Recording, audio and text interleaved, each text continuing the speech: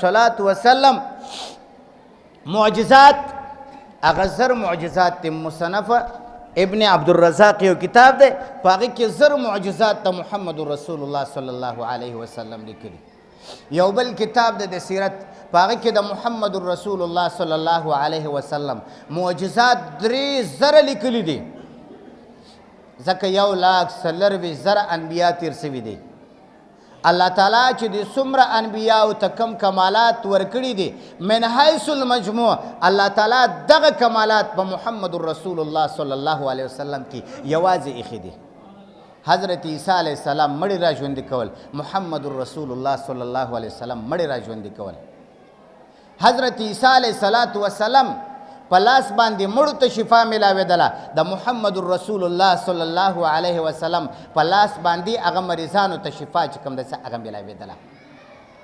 حضرت عیسی علیه السلام ته الله تعالی معجزه د عصا ورکړې وه او پیغمبر علیه السلام یو صحابي دی د محمد رسول الله صلی الله علیه وسلم صحبت کې ناست دی، د محمد رسول الله صلی الله علیه وسلم سره ناسته کړې، د محمد رسول الله صلی الله علیه وسلم سره ملګرتیا کړې ده، محمد رسول الله صلی الله علیه وسلم سره مجلس کې ناست شپه درانه سوه پاسیږي. مشکات شریف حدیث ته کرامات باب الکرامات کې ذکر کړی دی. وای دا صحابه چې د دې ځای نه پاڅېده سخته ترږمۍ ده، تکه توره شپه ده چې د لاس ګوتې هم نه معلومیږي. د دوی سره امساګانې دي، الله تعالی د دوی په امسا کې لیټ پیدا کړ. تر کومه پورې چې دا دوه صحابه په یو ځای باندې روان دي، دا یوه امسا چې کوم د لیټ کار ورکوي، خو چې کله سره جدا سو د دواړو امساګانو بیل بیل لیټونه ورته جوړ سو. دا ولې دا د محمد رسول الله صلی الله علیه وسلم په اتباع کې دا کمال چې کوم دی الله ورکا، دا کرامت الله ورکا، دا عزت الله ورکا. او د محمد رسول الله صلی الله علیه وسلم په ذات اطهر کې 20 معجزات دا کتابونه ذکر کوي. که ټول ذکر کوم نو انشاءالله د جمعې مونځ به هم پکې دغسې او موږ ته ما خواته د جمعې مونځ حواله یي خطیبان یو. الله دې دا مجلس په خپل دربار قبول مقبول وګرځي. الله دې ستاسو محبت د رسول الله صلی الله علیه وسلم سره قبول وګرځي. دې باره کې به بیا زه خبره کوم چې د دغه مجلس څه ګټه ده، ګټه به اخر کې انشاءالله ذکر کوم. محمد رسول الله صلی الله علیه وسلم غاښ مبارک ناشنا معجزه ده. غاښ دی زمونږ او ستاسو غاښ دی، خو د محمد رسول الله صلی الله علیه وسلم ته الله غاښونه ورکړي، ناشنا د کمال نه ډک غاښونه ورکړي دي. حضرت عائشہ ام المؤمنین رضی الله تعالی عنها هغه وایي چې د شپې کار کوم ستن رانه ورکه سوه، وایي ما ستنې پسې کتل، وایي محمد رسول الله صلی الله علیه وسلم راته وویل یا عائشې رضی الله تعالی عنها څه کوې؟ وایي ما ورته یا رسول الله صلی الله علیه وسلم اے د الله خوږ پیغمبره، اے زما محبوبه، اے زما معشوقه، اے په ما باندې ګرانه، ما نه ستن ورکه سوې ده. وایي محمد رسول الله صلی الله علیه وسلم مسکا شو، صرف د غاښ کاره که. حضرت عائشہ ام المؤمنین رضی الله تعالی عنها وایي رسول الله صلی الله علیه وسلم د مسکا سره دا کوټه ټوله رڼا شوه. وایي ما ستن هم پیدا که، ستن کې مې تار هم واچو. او محمد رسول الله صلی الله علیه وسلم لکه څنګه چې انسانانو ته پیغمبر دغسې جنیاتو ته پیغمبر علیه السلام به کله کله پیریانو ته تبلیغ به کوه. حضرت عبدالله ابن مسعود رضی الله تعالی عنه ځان سره بوته، هغه باندې یو خط داسې راکش که ورته ویل چې د دغه نه به اخوا ته وځې نه. پیغمبر علیه السلام لاړه جنیاتو ته، هغوی ته یې بیان وکړه. ډلې ډلې جنیات راته پیغمبر علیه السلام باندې سلامونه اچول او په پیغمبر علیه السلام باندې ایمان راوړه. چې کله پیغمبر علیه السلام حضرت عبدالله ابن مسعود رضی الله تعالی عنه ته راغی، سخته ترږمۍ ده، تکه توره شپه ده چې ایسته لاس ګوتې نه معلومیږي، نیمه شپه ده. عبدالله ابن مسعود رضی الله تعالی عنه ورته یا رسول الله صلی الله علیه وسلم سخته تیاره ده. پیغمبر علیه السلام دا صادر د خپل سینې مبارکې نن لرې که، داسې رڼا جوړه سوه چې د دنیا قیمتي غټ لیټې هم نسي کولی. رسول الله صلی الله علیه وسلم عبدالله ابن مسعود رضی الله تعالی عنه هغه را روان.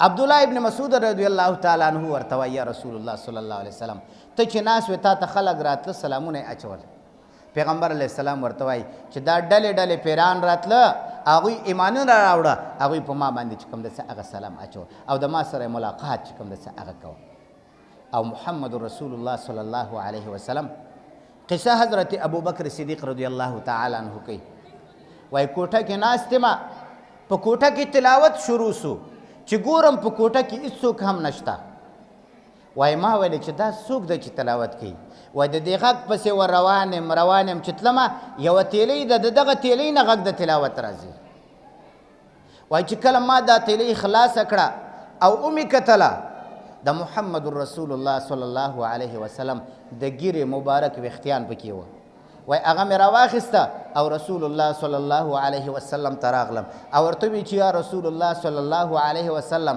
په کوټه کې یوازې ناست تلاوت شروع چې ورغلم ستا د ګیرې مبارک ویښته موجود او دلته تلاوت کېده محمد رسول الله صلی الله علیه وسلم ورته فرمایي چې یا ابوبکر صدیق رضی الله تعالی عنه زما د ګیرې ویښتیان چې په کم ځای کې پراته وي هلته ملایکې راځي هغه تلاوت کوي الله رب العزت د پیغمبر علیه السلام د ګیرې مبارکو ویښتو ته دومره کمال ورکړی دی او د پیغمبر علیه السلام د سترګو معجزات مخکې وروسته دواړه لیدل کول مخکې وروسته دواړه مونږ مخکې نظر لګي او شاته نظر نه لګي که تاسو خیال وکړئ دا ټیکټران چې دي د دوی خو شیشه میشه نه یې لګېدلې نو شاته یې لیکلي وایي شاله نظر نه لګي نو د محمد رسول الله صلی الله علیه وسلم دومره د کمال نه ډکې سترګې وې چې محمد رسول الله صلی الله علیه وسلم مخکې شاته دواړو ته نظر لګېده پیغمبر علیه الصلاة وسلام حدیث شریف د ترمذي شریف ذکر کړی دی وایي پیغمبر علیه السلام ولاړ په اول صف کې دریم صف ته به غږ وکړه چې پلانی سم ودرېږه او ستاسو وایي دا فکر دی چې زه مخکې وینم شاته نه وینم وایي زما د په خدای قسم چې شاته هم زه ښه لیدل کوم دا د محمد رسول الله صلی الله علیه وسلم دا د سترګو چې کوم د څه هغه معجزات او د شونډانو مبارکو معجزات هغه دا و چې پیغمبر علیه الصلاة وسلم ته به کله سپوږمۍ مخامخ سوه سپوږمۍ به محمد رسول الله صلی الله علیه وسلم ته خندل او که به لمر ورته مخامخ سو لمر ورته خندل عجایب کائنات کې چې کوم ذوي روح دی هغه خو یې پیژني چې کوم غیر ذوي روح دی هغه هم پیژني او محمد رسول الله صلی الله علیه وسلم فرمایي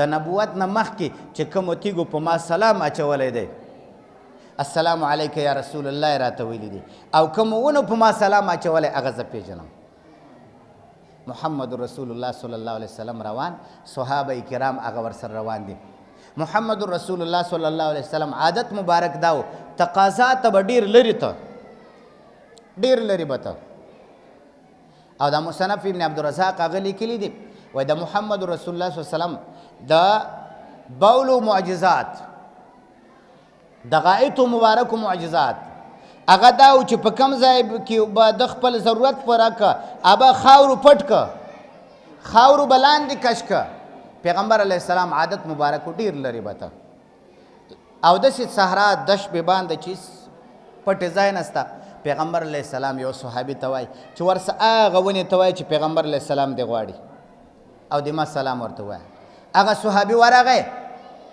او هغه ونې ته وایي چې محمد رسول الله صلی الله علیه وسلم تا ته سلام وایي او د هغې نه بعد تا غواړي وایي هغه ونه یو طرف بل طرف ته مایله سوه او د ریښو نه یې ځان راوباسو د محمد رسول الله صلی الله علیه وسلم خدمت کې حاضره سوه بله چې کوم د هغې ته سلام هغه راغله پیغمبر علیه السلام ته فنایي جوړه سو خپل ضرورت یې پوره کړه د دغه نه بعد روان شو یو سړی ورته راغی او ورته یا رسول الله صلی الله علیه وسلم مشکات شریف حدیث دی زما یو اوښه دی اوښه مونږ ورته اوښ وایو تاسو به هم کیدای شي اوښ ورته وایستئ او څوک به اوښ ورته وایي اوښو او دا ما ته لاس نه راکوي لیونی شوی دی خولې اچوي پیغمبر علیه السلام ورته چې راځه پیغمبر علیه الصلاة وسلام ورسره روان سو چې کله اوښ ولید د پیغمبر علیه السلام د اوښ طرف ته ور روان سو چې کله ور روان سو دا د اوښ مالک ورته یا رسول الله صلی الله علیه وسلم د ما اوښ لیونی دی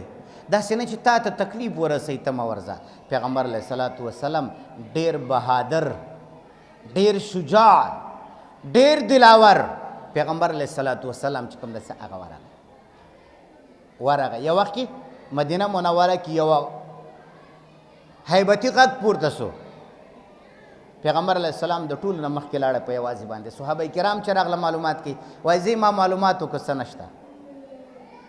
پیغمبر علیه الصلاة والسلام اوښ طرف ته ورغی. چې کله ورغی اوښ سر په پښو کې ورته کېښوده، سجده یې ورته ولګوله.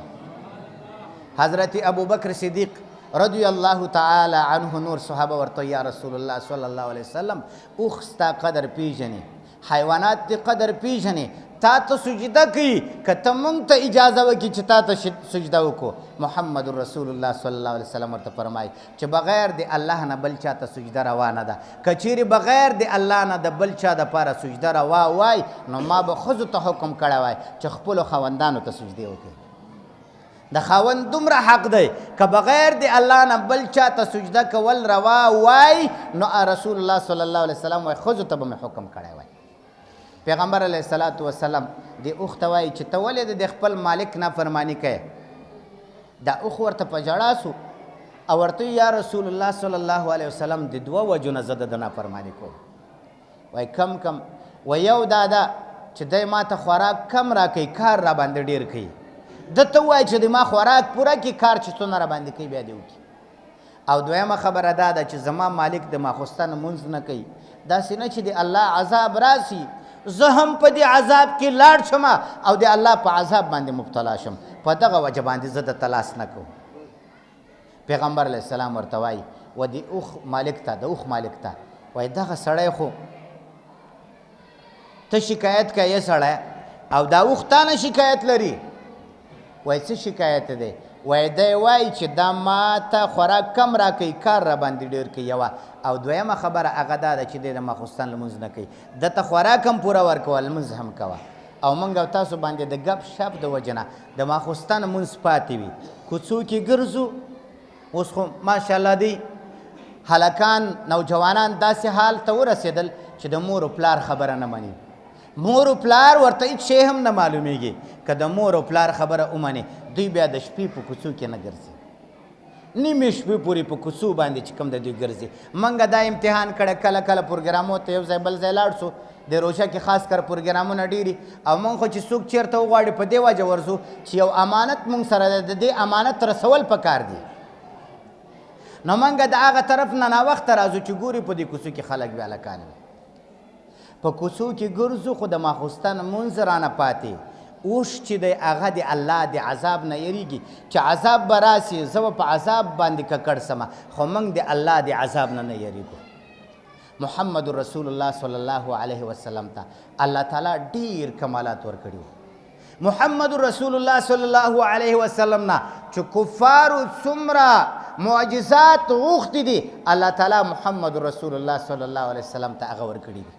یو وخت کې څوک ورته راغی ورته یا رسول الله صلی الله علیه وسلم د ما په لاس کې څه دي، ته د الله پیغمبر یې. هغه ورته وایي د ما په لاس کې د تا په لاس کې چې کوم شی دی زه ووایم که دا په خپله ووایي. هغه ورته وایي که دا په خپله ووایي نو بیا خو به د پیغمبري ومنو. نو هغه د لاس کې چې کوم شی و هغو ته یې وویل چې زه څوک یم. هغه تیږي په لاس کې غږ کوي انت محمد رسول الله صلی الله علیه وسلم، ته د الله پیغمبر یې. هغه ګواهي کوي. یو یهودي دی سمساره په لاس کې لستوڼي کې اچولې ده، اوس هم په عربو کې د سمسارو ښکار کېږي بیا یې خوري. دا په د لستوڼي کې ده او ورته وایي چې د ما په لستوڼي کې څه شی دی. محمد رسول الله صلی الله علیه وسلم ورته وایي وایي دا تا په لستوڼي کې کوم شی دی او دې دا ګواهي وکړه چې زه د الله پیغمبر یم، بیا به د ما پیغمبري ومنې. هغه ورته و پیغمبر علیه السلام ورته یا زوب من انا، ایس سمسارې زه څوک یم. هغه ورته وایي انت رسول الله صلی الله علیه وسلم اشهد ان لا اله الا الله واشهد ان محمدا عبده ورسوله. هغه یهودي په هغه ځای باندې ایمان راوړ.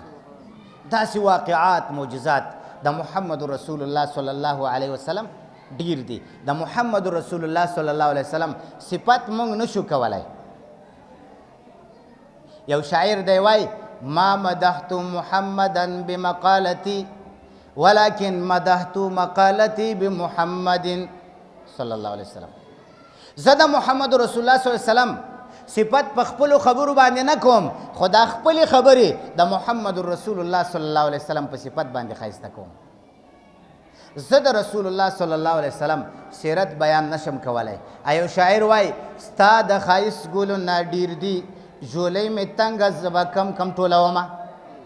د رسول الله صلی الله علیه وسلم کمالات ډیر دي، که په کم طرف لاړ شي نو دی چل دی پوره کیږي نه. خو صرف دا خبره به وکمه چې د محمد رسول الله صلی الله علیه وسلم سیرت عبارت د چی شي نه دی، صرف د دغه نه دی چې دا جلسه مونږ جوړه کړه، نه. سیرت د رسول الله صلی الله علیه وسلم هغه عبارت د اتباع د رسول الله صلی الله علیه وسلم، چې موږ د پیغمبر علیه السلام اتباع وکړو، د هغه